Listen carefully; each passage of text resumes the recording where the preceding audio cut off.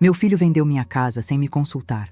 Mas no dia seguinte, quando ele viu o que eu fiz com o carro dele, o mundo parou. Se você tem filhos que acham que podem decidir sua vida por você, precisa ouvir esta história até o final. Talvez você se reconheça no que vou contar e entenda que aos 68 anos eu ainda tinha muito a ensinar sobre respeito e dignidade. Era uma terça-feira de manhã quando tudo começou. Eu estava regando minhas violetas na varanda quando ouvi a chave girando na porta da frente. Era o Carlos, meu filho mais velho, com uma pasta de documentos debaixo do braço e aquela cara séria que ele fazia quando tinha alguma notícia ruim para me dar. Aos 68 anos, eu já conhecia essa expressão dele desde criança. O cheiro de café ainda estava no ar da cozinha e o sol entrava pela janela, iluminando os móveis que eu havia escolhido com tanto carinho ao longo dos anos. Carlos entrou na sala sem nem me cumprimentar direito. Sentou no sofá que eu mesma havia escolhido há 15 anos, quando ainda morava com seu pai, e abriu a pasta em cima da mesinha de centro. O barulho do papel ecoou pela casa silenciosa como se fosse um tapa na minha cara. Eu conseguia ouvir o tic-tac do relógio da parede, um som que sempre me acalmava, mas que naquele momento parecia anunciar algo terrível. "Mãe, preciso conversar com a senhora", ele disse, sem olhar nos meus olhos. Eu larguei o regador ali mesmo no chão da varanda e me sentei na poltrona em frente a ele. Meu coração já estava disparado porque uma mãe sabe quando algo está errado. Era como se uma nuvem pesada tivesse entrado na minha casa junto com ele. A temperatura da sala parecia ter mudado, ficado mais fria, mais tensa. "O que aconteceu, Carlos?", perguntei, tentando manter a voz firme. Ele mexeu nos papéis por alguns segundos, que pareceram uma eternidade. Eu conseguia ver gotas de suor na testa dele, o que me deixou ainda mais preocupada. O relógio da parede marcava 9h15 da manhã. Eu me lembro exatamente da hora, porque foi naquele momento que minha vida mudou para sempre. "Mãe, a senhora não pode mais morar sozinha aqui. Esta casa é muito grande, muito trabalho para uma pessoa da sua idade. O senhor Martinez, da imobiliária, encontrou uma família interessada e eu fechei negócio ontem mesmo. A documentação está toda aqui. A casa já foi vendida e a família nova se muda na próxima semana." Por um momento, achei que tinha ouvido errado. Repeti as palavras na minha cabeça 2 vezes. Minha casa. Vendida. Sem meu consentimento. Sem minha assinatura. Sem nem mesmo me consultarem. Como isso era possível? Senti como se o chão tivesse desaparecido debaixo dos meus pés e eu estivesse caindo num buraco sem fim. "Carlos, como assim vendida? Esta é a minha casa. Meu nome está na escritura. Eu moro aqui há 32 anos. Eu não assinei nada", eu disse, sentindo um frio na barriga que eu nunca havia sentido antes na vida. Minha voz saiu mais alta do que eu pretendia, ecoando pelas paredes da sala onde eu havia criado meus filhos. "Mãe, a procuração que a senhora assinou no ano passado me dá poder para isso. Lembra quando o pai estava internado e precisava resolver os papéis do plano de saúde? Aquela procuração me deu direito de administrar todos os bens da família. Eu só estou pensando no bem da senhora. A senhora não consegue mais cuidar desta casa sozinha." Naquele momento, foi como se o chão tivesse aberto debaixo dos meus pés. A procuração. Eu me lembrava vagamente de ter assinado alguns papéis naquela época terrível em que meu marido estava morrendo no hospital. Carlos me disse que era só para resolver questões médicas e financeiras urgentes relacionadas ao tratamento do pai. Eu confiava nele. Era meu filho. Como eu poderia imaginar que ele usaria aquilo contra mim anos depois? "E para onde eu vou morar, Carlos? Esta é a minha casa há 32 anos. Aqui eu criei você e sua irmã. Aqui seu pai morreu nos meus braços. Aqui estão todas as minhas lembranças, todas as minhas plantas, todos os meus pertences. Esta casa não é só um imóvel, é a minha vida. Já resolvi isso também, mãe. O Lar São Francisco tem uma vaga disponível a partir da próxima sexta-feira. É um lugar muito bom, com enfermeiros 24 horas, atividades para a terceira idade, outras pessoas da idade da senhora para fazer companhia. A mudança será na sexta-feira que vem. Já está tudo organizado, já paguei a primeira mensalidade. Lar São Francisco. Asilo. Meu filho estava me mandando para um asilo porque tinha vendido minha casa pelas minhas costas. Eu senti uma raiva subir pelo peito que nunca havia sentido na vida. Não era só raiva. Era decepção, era traição, era a sensação de que o filho que eu havia criado com tanto amor tinha se transformado em um estranho que não me conhecia nem me respeitava. Carlos, você não pode fazer isso comigo. Esta casa é tudo que eu tenho. É o meu lugar no mundo. Aqui eu tenho minhas plantas, meus vizinhos que me conhecem há anos, minha rotina, minha independência. Eu não vou para lugar nenhum. Você não tem o direito de decidir minha vida por mim. Mãe, a decisão já está tomada. O dinheiro da venda vai ser depositado numa conta que eu vou administrar para pagar o asilo e as despesas médicas da senhora. Vai sobrar muito dinheiro que eu posso investir para render mais e garantir que a senhora tenha uma velhice tranquila. É o melhor para todos, principalmente para a senhora que não vai mais ter que se preocupar com nada. O melhor para todos. Essas palavras ecoaram na minha cabeça como um eco dolorido. O melhor para quem? Para ele, que ia ficar com o controle total do meu dinheiro. Para a família que ia comprar minha casa por um preço que provavelmente estava abaixo do mercado? Para o asilo que ia ganhar uma nova cliente? Para todo mundo menos para mim, que ia ser arrancada do meu lar como um móvel velho que não serve mais para nada. Carlos se levantou, guardou os papéis na pasta de couro marrom que ele usava para trabalhar e foi embora sem nem me dar um abraço de despedida. Eu fiquei ali sentada na minha poltrona favorita, aquela que eu havia comprado em 1995, quando fizemos a primeira reforma da sala, olhando para as paredes que eu mesma havia pintado no ano anterior, para as plantas que eu cuidava todos os dias com tanto carinho, para a foto do meu casamento pendurada na parede da sala desde 1978. Tudo aquilo ia deixar de ser meu em poucos dias. 45 anos de casamento. 32 anos nesta casa, uma vida inteira de memórias e conquistas. E meu próprio filho achava que podia simplesmente apagar tudo isso com uma assinatura numa procuração que eu havia dado em boa fé durante uma emergência familiar. Naquela noite, eu não consegui dormir nem um minuto. Fiquei caminhando pela casa, tocando em cada móvel, lembrando de cada momento que havia vivido ali. A mesa da cozinha onde servi milhares de refeições para a família. O quarto onde criei meus filhos quando eram pequenos. O jardim onde plantei cada flor, cada árvore frutífera. A varanda onde sentava todas as tardes para ver o movimento da rua e conversar com as vizinhas. Foi na cozinha, mexendo numa gaveta procurando um remédio para dor de cabeça que não passava, que eu encontrei uma pasta com documentos antigos que eu guardava. Entre eles estavam os papéis do Civic azul que eu havia dado de presente para o Carlos no aniversário de 40 anos dele, há 5 anos atrás. Peguei os documentos e comecei a ler com atenção. Era isso mesmo. O carro estava no meu nome. Eu havia esquecido completamente desse detalhe, porque o Carlos sempre falou que ia transferir para o nome dele, mas, pelo visto, nunca fez a transferência. Segundo os documentos, eu era a proprietária legal daquele veículo. Naquele momento, sentada na cozinha às 3 da manhã, uma ideia começou a formar na minha cabeça. Uma ideia que me fez sorrir pela primeira vez desde que Carlos havia aparecido na minha porta com aquela pasta maldita. Se meu filho achava que podia decidir minha vida por mim, usando uma procuração que eu tinha assinado confiando nele, então eu também podia usar o que estava legalmente no meu nome. O carro estava documentado no meu nome. Era meu por direito. E eu ia fazer algo que ele jamais esperaria. Algo que talvez o fizesse entender como eu me senti quando descobri que ele havia vendido minha casa pelas minhas costas. Às vezes, as pessoas só entendem quando passam pela mesma situação que fazem outros passarem. Na manhã seguinte, bem cedo, eu me vesti com minha melhor roupa, aquele conjunto azul marinho que eu usava em ocasiões especiais. Peguei a chave reserva do carro que guardava numa gaveta da cozinha e saí de casa determinada como não me sentia há anos. Carlos sempre deixava o Civic estacionado na garagem da casa dele, que ficava a 2 quadras da minha. Eram 7h30 da manhã e eu sabia que ele e a esposa ainda estavam dormindo. Era quinta-feira e ele só saía para trabalhar às 8h30. Caminhei pelas ruas do bairro onde morava há mais de 3 décadas, cumprimentando os vizinhos que já estavam varrendo as calçadas ou regando as plantas. O ar estava fresco e o sol começava a esquentar o dia. Eu me sentia viva de uma forma que não experimentava há muito tempo.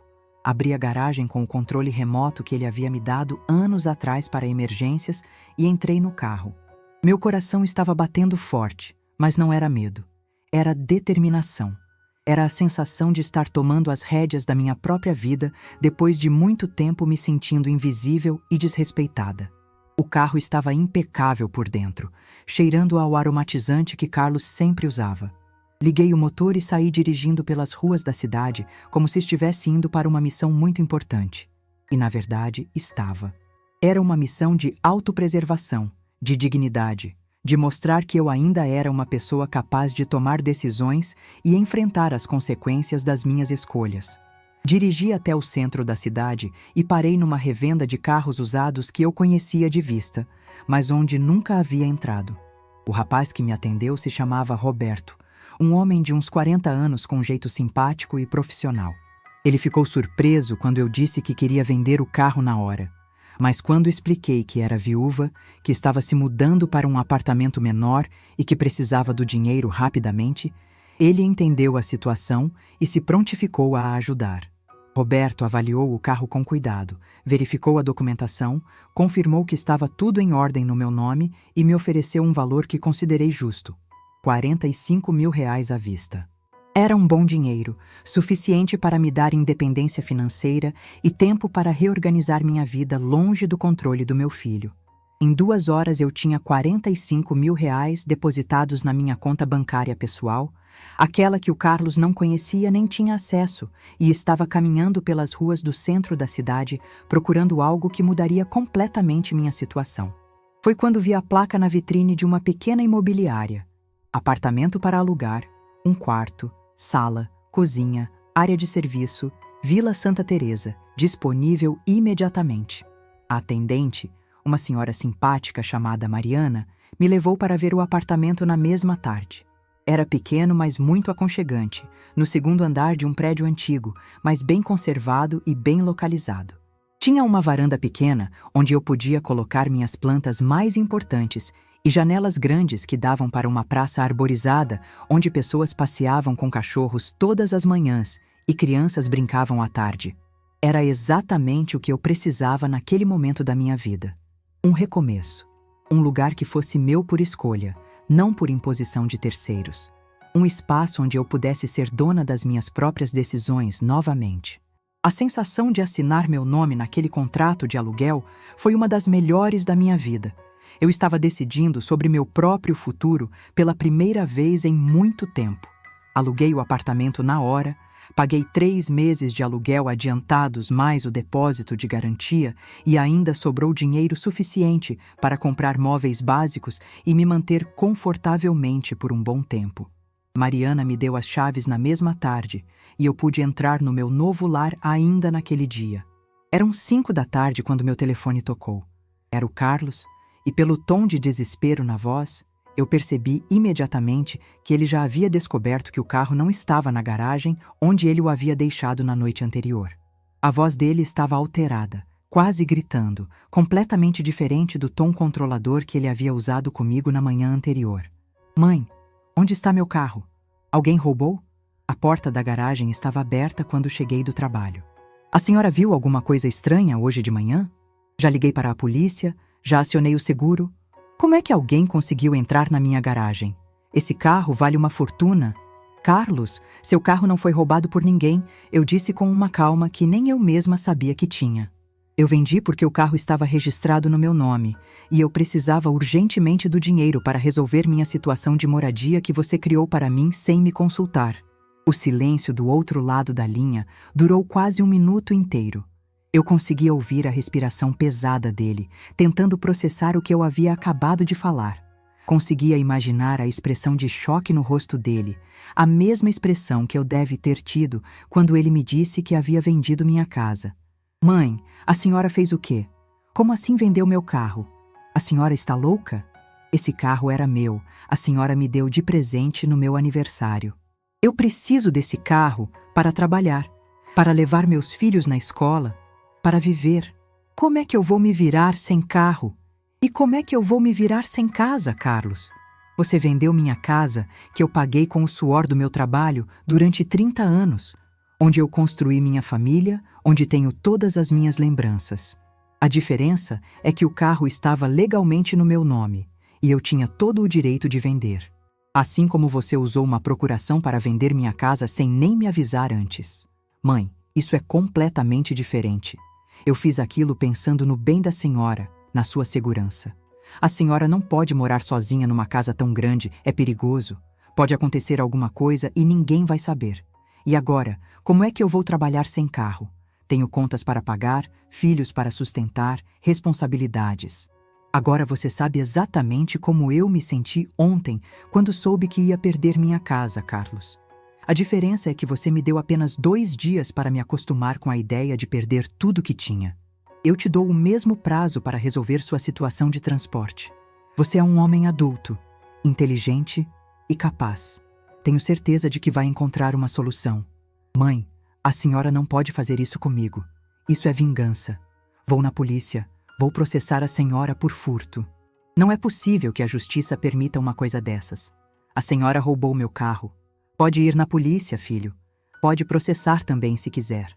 O carro estava registrado no meu nome, eu tinha toda a documentação legal para vender, fiz a transferência corretamente na presença de um despachante.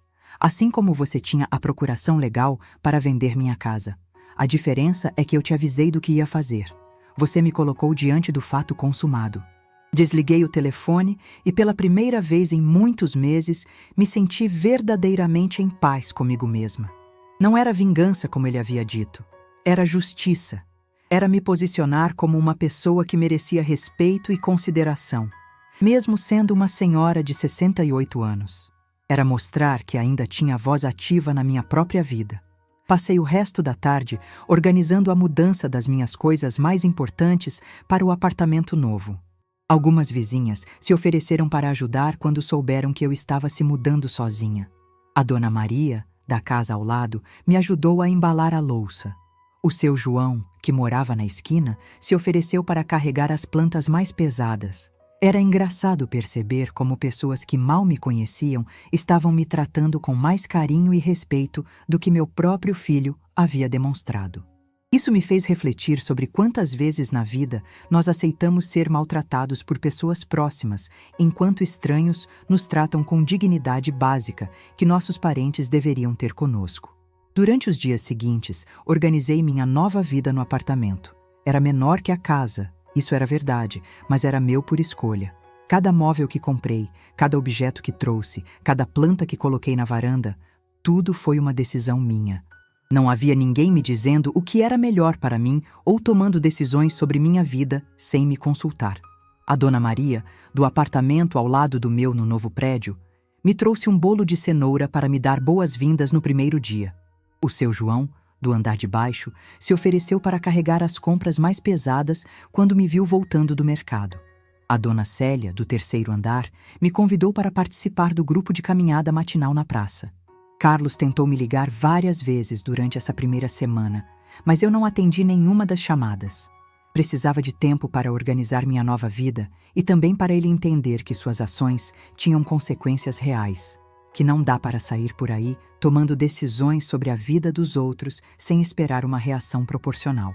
No domingo seguinte, ele apareceu na porta do meu apartamento. Estava a pé, obviamente, e parecia cansado e humilhado. A expressão no rosto dele era completamente diferente daquela arrogância com que havia chegado na minha casa uma semana antes para me comunicar que havia vendido tudo pelas minhas costas. Mãe, precisamos conversar. Eu andei pensando muito sobre tudo o que aconteceu essa semana.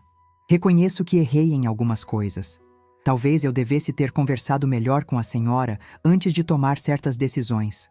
Mas a senhora também exagerou vendendo meu carro dessa forma. Carlos, você não errou em algumas coisas. Você errou completamente na abordagem. Não deveria ter vendido a casa sem conversar comigo antes. Mas muito mais importante que isso, você errou por achar que podia decidir minha vida por mim. Eu sou uma pessoa adulta e capaz que sempre tomou suas próprias decisões. Só porque tenho 68 anos não significa que virei incapaz de pensar ou de escolher o que é melhor para mim. Mãe, eu estava genuinamente preocupado com a segurança da senhora. Casa grande? A senhora morando sozinha? Se acontecesse alguma coisa durante a noite? Se a senhora caísse e se machucasse? Se entrasse ladrão?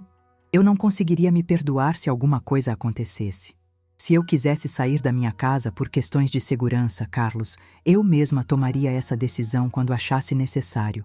Você simplesmente escolheu o que era mais conveniente e prático para você administrar e depois inventou justificativas sobre minha segurança. Mas sabe o que mais me doeu em tudo isso? Foi descobrir que você já havia planejado tudo nas minhas costas. O asilo, a venda da casa, o controle total do meu dinheiro. Tudo sem me incluir nas conversas e decisões. Carlos baixou a cabeça e ficou em silêncio por alguns minutos. Pela primeira vez desde que era criança, eu vi lágrimas nos olhos dele. Não eram lágrimas de tristeza ou de autocomiseração. Eram lágrimas de vergonha genuína, de alguém que finalmente estava entendendo a dimensão do que havia feito. Mãe, me perdoa. Eu realmente achei que estava fazendo o certo, protegendo a senhora, facilitando as coisas. Não pensei que a estava magoando tanto assim. Não considerei como a senhora se sentiria sendo excluída das decisões. Foi egoísmo da minha parte. Eu reconheço isso agora. Carlos, proteção verdadeira é conversar abertamente, é incluir a pessoa nas decisões que afetam diretamente a vida dela. Proteção não é controlar ou decidir sozinho o que é melhor para o outro. Quando você vendeu minha casa e escolheu um asilo para mim sem me consultar, você não estava me protegendo. Você estava me tratando como uma criança incapaz. E sobre meu carro, mãe? Como é que eu vou resolver essa situação? Preciso trabalhar, tenho compromissos, responsabilidades com minha família. Sem carro, eu não consigo manter minha rotina, meu trabalho, minha vida organizada. Da mesma forma que você esperava que eu resolvesse a situação da minha moradia quando você vendeu minha casa, filho. Você vai ter que se adaptar à nova realidade. Pode pegar ônibus, pode pedir carona, pode comprar um carro usado com o dinheiro que você tem, pode fazer um financiamento. Você é um homem adulto e inteligente. Tenho certeza de que vai encontrar uma solução adequada. Ficamos conversando por mais de 2 horas naquela tarde de domingo.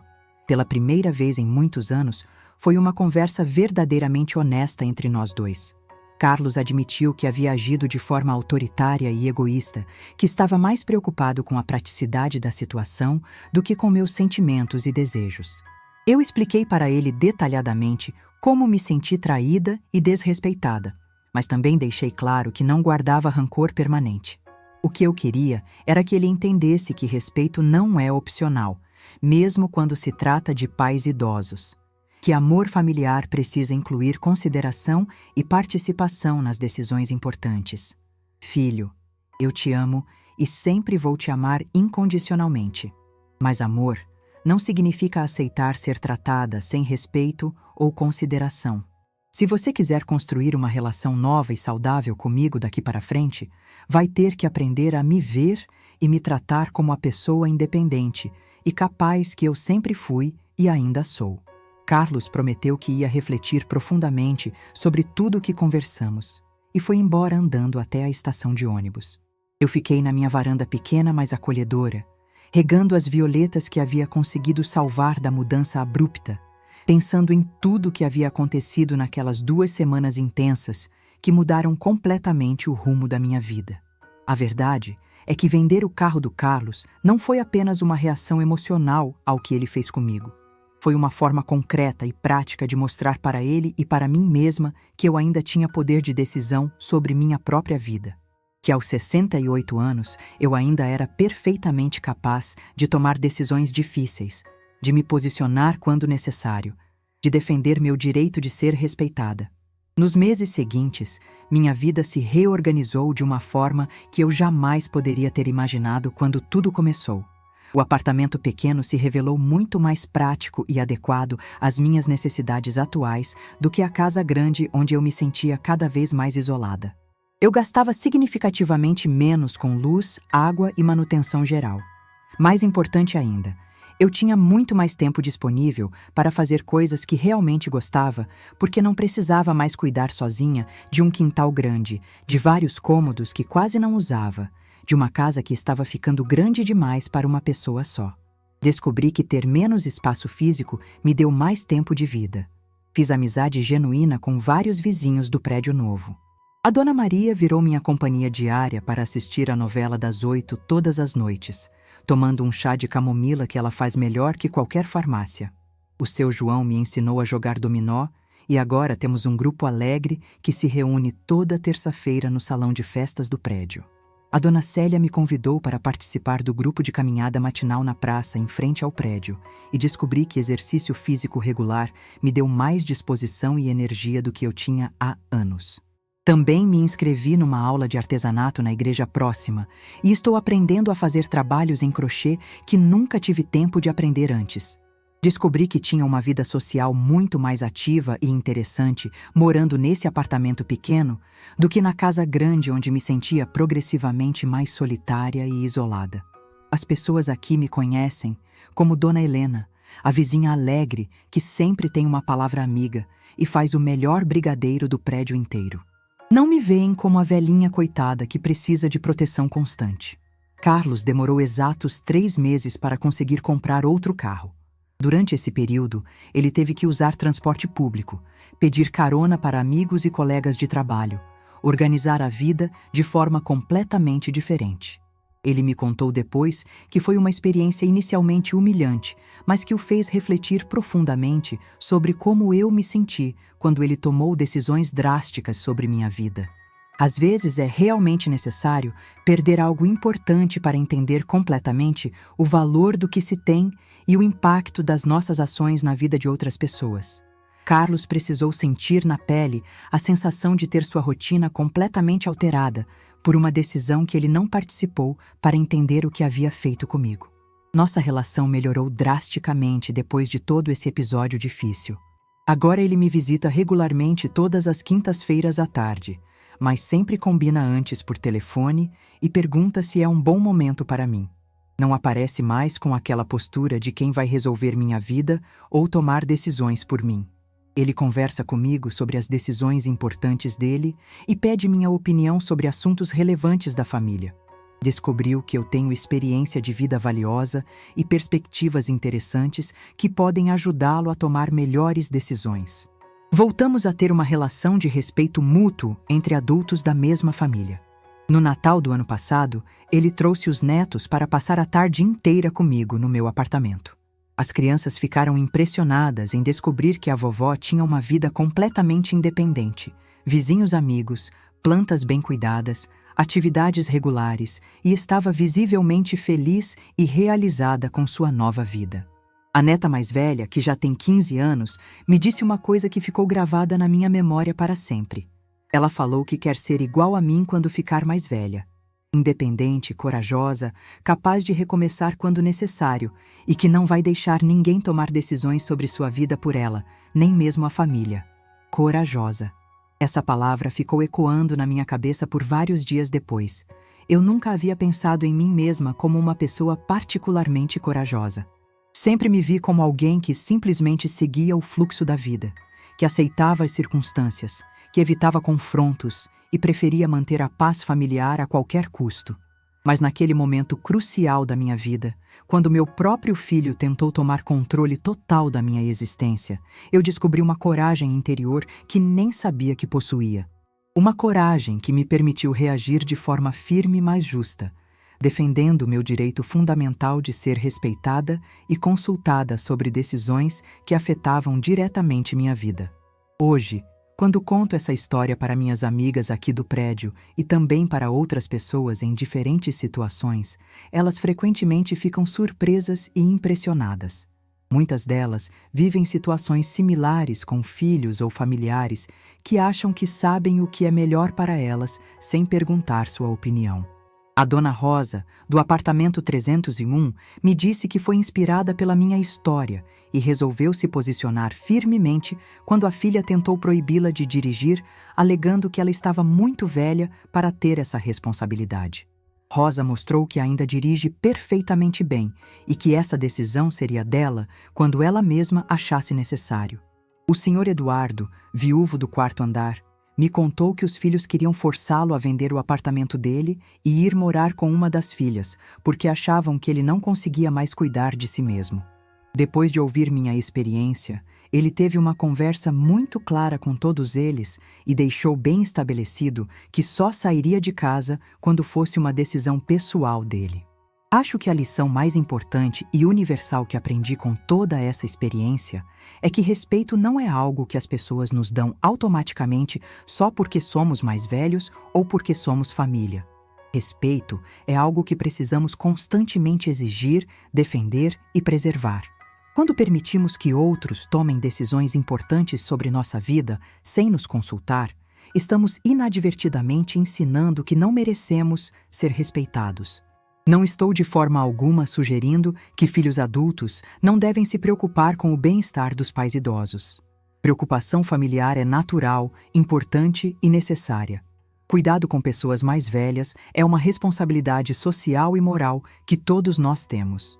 Mas existe uma diferença fundamental entre cuidar com respeito e tentar controlar por conveniência. Cuidar adequadamente significa conversar abertamente, ouvir atentamente, incluir a pessoa nas discussões e decisões que afetam sua vida. Cuidar significa respeitar a autonomia e a dignidade da pessoa, mesmo quando ela precisa de mais apoio do que antes. Controlar, por outro lado, é decidir unilateralmente pela pessoa e depois apresentar a decisão como um fato consumado. O apartamento onde moro atualmente é consideravelmente menor do que minha casa anterior, mas é meu por escolha consciente e livre.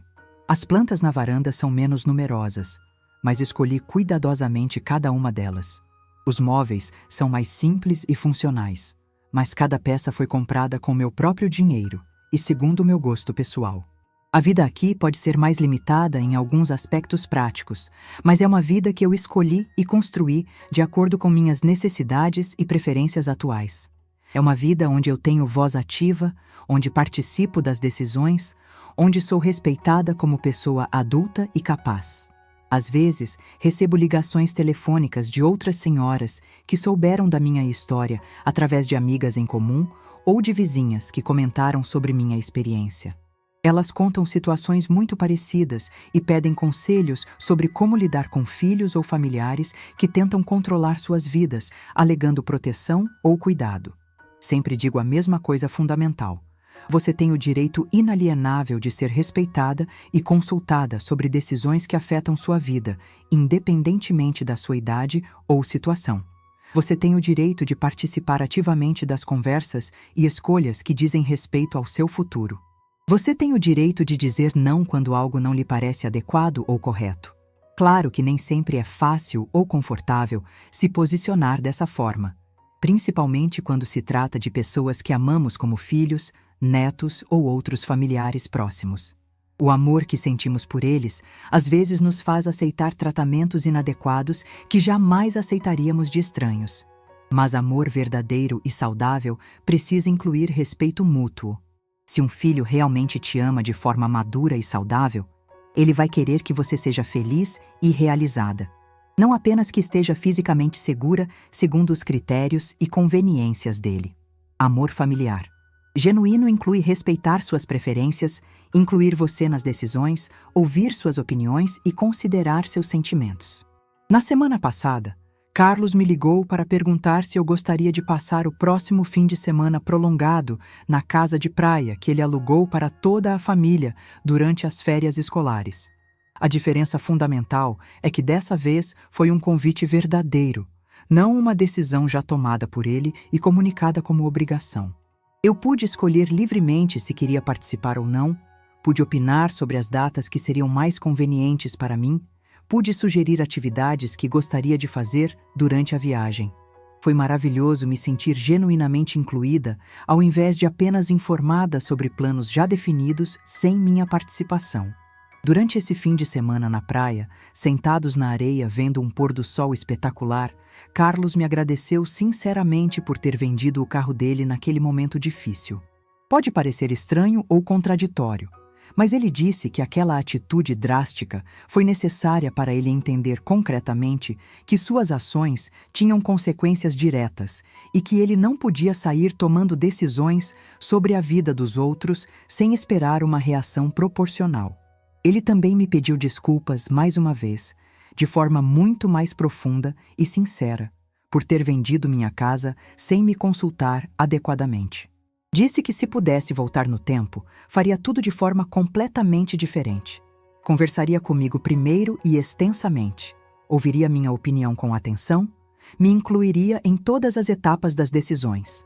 Eu respondi que não guardava nenhum tipo de mágoa ou ressentimento permanente, mas que estava genuinamente feliz que ele tivesse aprendido lições importantes com toda essa experiência difícil.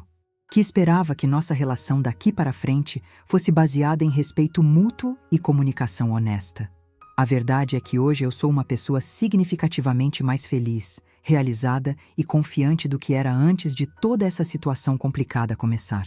Parece paradoxal e contraditório, não é mesmo? Perdi minha casa, passei por um estresse emocional considerável. Tive que recomeçar praticamente do zero aos 68 anos. Mas durante esse processo desafiador, redescobri minha própria força interior e minha capacidade de tomar decisões difíceis quando necessário. Redescobri que tenho uma voz importante e que posso e devo usar essa voz para defender meu direito fundamental de ser respeitada e tratada com dignidade. Às vezes, quando estou regando minhas plantas na varanda do apartamento, observando o movimento alegre da rua e ouvindo as conversas amigáveis dos vizinhos, penso em como a vida pode mudar de forma completamente inesperada e surpreendente. Como situações que inicialmente parecem terríveis e devastadoras podem se transformar em oportunidades valiosas de crescimento pessoal e redescoberta. Se alguém me dissesse 1 ano atrás que eu estaria morando sozinha num apartamento pequeno, com uma vida social ativa e diversificada, me sentindo mais independente e feliz do que nunca, eu provavelmente não acreditaria. Mas aqui estou eu, vivendo a prova concreta de que idade não é uma limitação para recomeçar, aprender e crescer. Provando para mim mesma e para todas as pessoas ao meu redor que aos 68 anos ainda posso tomar decisões complexas e importantes, ainda posso aprender coisas novas e interessantes, ainda posso me adaptar a mudanças significativas, ainda posso me reinventar quando necessário. Que sou uma pessoa completa e capaz, não apenas uma mãe idosa que precisa de proteção constante. Se você está passando por uma situação parecida com a minha, se filhos ou outros familiares estão tentando tomar decisões sobre sua vida sem consultar você adequadamente, saiba que você não está sozinho nessa luta. E saiba, principalmente, que você tem o direito absoluto de se posicionar e exigir o respeito que merece. Não importa qual seja a sua idade ou sua situação atual, você merece ser tratado com dignidade, ser consultado sobre decisões que afetam sua vida, ter sua opinião ouvida e considerada. Você merece participar ativamente das escolhas importantes relacionadas ao seu futuro e bem-estar. Não tenha medo de contrariar expectativas familiares quando elas forem desrespeitosas. Não tenha medo de causar um certo desconforto temporário quando estiver defendendo seus direitos fundamentais como pessoa. Às vezes, é realmente necessário sacudir um pouco as estruturas para que elas se reorganizem de forma mais justa e equilibrada. Foi exatamente isso que eu fiz quando tomei a decisão de vender o carro do Carlos naquela manhã determinante. E hoje posso dizer com absoluta certeza que foi uma das melhores e mais importantes decisões da minha vida inteira. Uma decisão que mudou não apenas minha situação prática, mas principalmente minha relação comigo mesma e com minha família. Se esta história tocou você de alguma forma significativa, se você reconheceu sua própria situação ou seus próprios sentimentos no que eu contei aqui, inscreva-se no canal para ouvir mais histórias reais de pessoas que encontraram força e coragem para recomeçar mesmo quando tudo parecia perdido e sem solução. Você também merece viver com dignidade, respeito e autonomia.